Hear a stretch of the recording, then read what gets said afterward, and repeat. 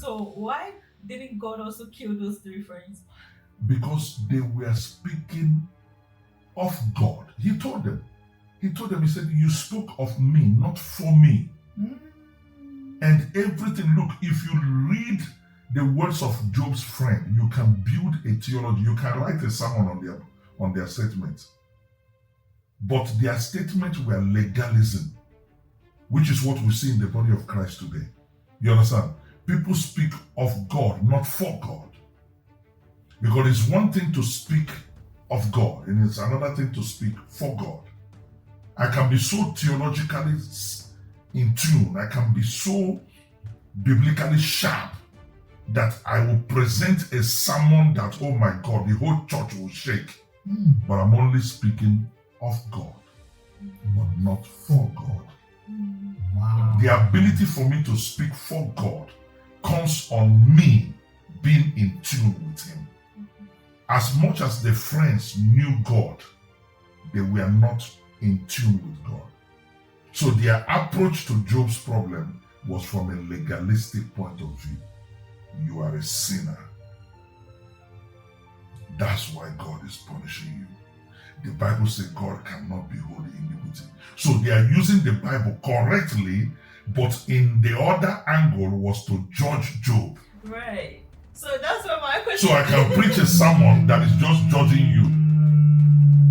Do you understand? Yeah. So anytime grace is not in a sermon, that sermon has become legalism.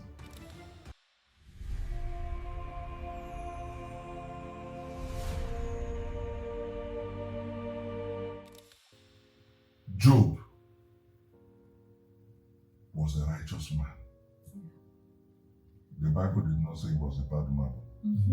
In fact, he was the most righteous in the East.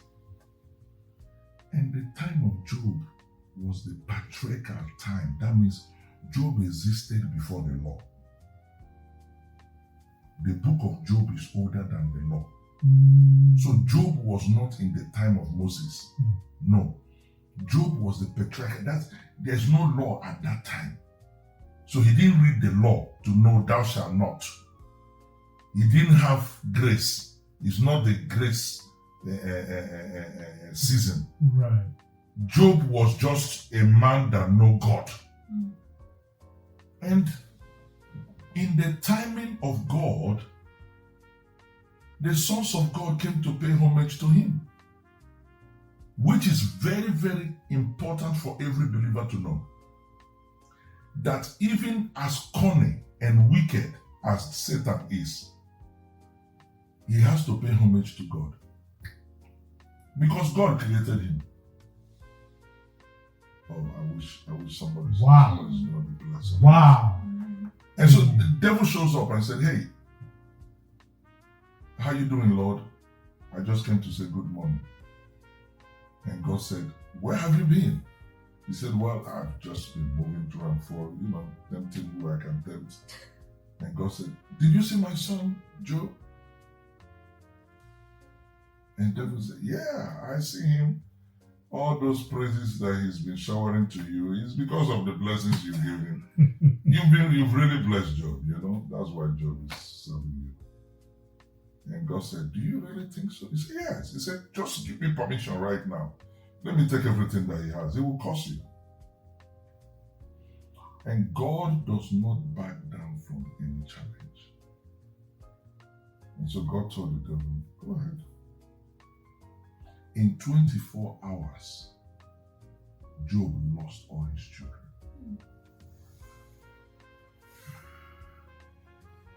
So how do you think Job will feel? Mad. Deeply disturbed. You need to go and read the book of Job. Oh my goodness. Job at a point was asking God, why am I still alive? Wow. Just take me. And to make matter worse, he had his three friends who were telling him that it's because of the sin he committed. That's why God is punishing him. So those three friends is the body of Christ, is the church today. Oh. Oh yes, now. The church, come on. You used to drive Mercedes and come to church. Now you use leg to come. You understand? There is something you have done. Yeah. That is true. Oh, Yeah. yes. I've never connected that parallel. Oh, yes. Yeah. You used to live in 4 bedroom. Now you're in 1 bedroom. Yeah. But brother, go and check yourself. God is not happy with you. Wow. So those 3 friends were the church. Our modern day church. Wow. But look at this way. God kept quiet in order to reveal his glory. Do you know that the disciples of Jesus Christ once asked him, they saw a child that was born blind. And they asked Jesus, they said, please, who committed sin? Is it the boy or his parents? That's the way the church thinks. Why is this thing happening to this brother? Maybe he has offended God. And you know what Jesus said to them? He said, these things happened so that the name of the Lord will be glorified. You see, to that person who is saying, if God is so loving, why would he take my loved ones? God's plan is superior to your plan. Wow. And I want to encourage that person to even love God the more. Because guess what? The time for your parents were up. The time for your loved ones were up. And God needed them. You did not create them, he created them. So Job lost everything. So in Job chapter 38, from chapter 1 to chapter 37, God did not speak. Yeah, for some people who said, the first question was, how can God abandon me? Yeah, God abandoned Job. From chapter 1 to chapter 37. Everybody Everybody was done. Even his own wife told him to curse God and die. Of course. This thing is not life now.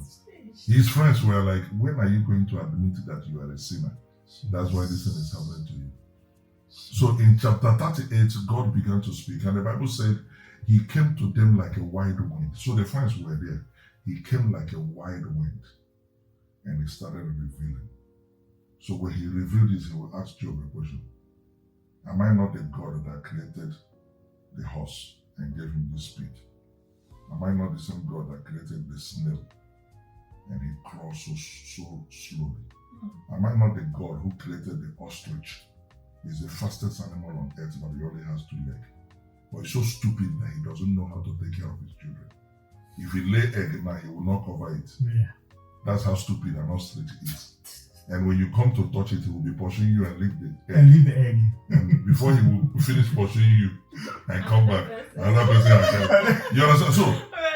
So from 38, he was revealing to Job the omnipotency, omnisciency, omnisecrecy, the power that is embedded in him. He said, I'm the one that created the Leviathan.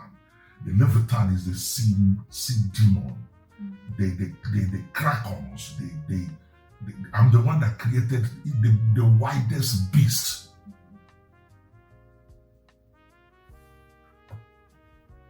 So in chapter 42, when it now dawned to Job, Job now shouted and said, oh my God, now I know you can do anything. So it took from chapter 1 to 42 for Job to realize that, oh my God, this thing, it was just a test. And then he told Job, the 3 friends to go and offer a sacrifice, and Job has to pray for them. The moment Job finished praying for them, that is releasing forgiveness, he was healed. Wow. I have a question there. Yeah. So why didn't God also kill those 3 friends? Because they were speaking of God. He told them, he said, you spoke of me, not for me. And everything, look, if you read the words of Job's friend, you can build a theology, you can write a sermon on their statements. But their statements were legalism, which is what we see in the body of Christ today. You understand? People speak of God, not for God. Because it's one thing to speak of God, and it's another thing to speak for God. I can be so theologically in tune, I can be so biblically sharp that I will present a sermon that, oh my God, the whole church will shake. But I'm only speaking of God, but not for God.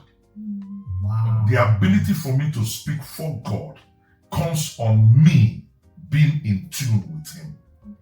As much as the friends knew God, they were not in tune with God. So their approach to Job's problem was from a legalistic point of view. You are a sinner. That's why God is punishing you. The Bible says God cannot behold iniquity. So they are using the Bible correctly, but in the other angle was to judge Job. Right. So that's what my question. So I can preach a sermon that is just judging you. Do you understand? Yeah. So anytime grace is not in a sermon, that sermon has become legalism. Okay. So what God did was, God understood that they did not know Him, but they can talk of Him. So in order to help them, God now said, look, you spoke of me, but you did not speak for me. Okay. So what I want you to do now is, you should go and offer a sacrifice and let Job pray for you. As at that time, he did not heal Job. Job was still sick. Because that is where Job too has his own test. Wow. Either to forgive these people and be free, or hold them and remain sick. And the moment he prayed for them, his own healing took place. Wow. Christianity is not easy.